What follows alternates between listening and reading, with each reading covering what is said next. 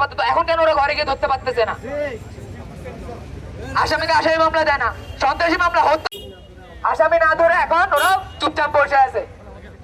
এখন আমাদের দালালি আর করিস না। প্রিয় ভাইরা, আমরা যারা আছি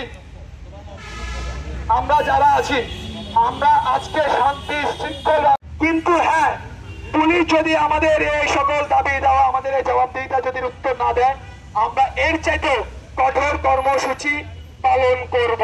হও যদি আওয়ামী পুলিশ, হুঁশিয়ার সাবধান। হও যদি আওয়ামী পুলিশ, হও যদি আওয়ামী পুলিশ, হও যদি আওয়ামী পুলিশ, তোমার কাজ করো। এবং জনতারা এসেছেন।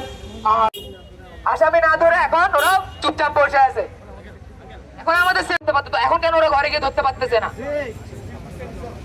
আসামিকে আসামি মামলা দেয় না, সন্ত্রাসী মামলা হতো। আমরা যে পুলিশ অভিযান নেই, আমরা কেন যাবো? পুলিশের কাজে আমরা কেন যাবো? 7 মাস হয়ে গেছে, পুলিশ কি এখনো কাজ করতে পারছে না? আমি একটা কথা আপনার প্রতি সম্মান রেখে বলছি, আপনার উপরে যে আছে আমরা তার সাথে বসতে চাই। আপনাদের সাথে আমরা অনেক বসেছি, আমরা তো আপনাদের সাথে অভিযানে যাব না।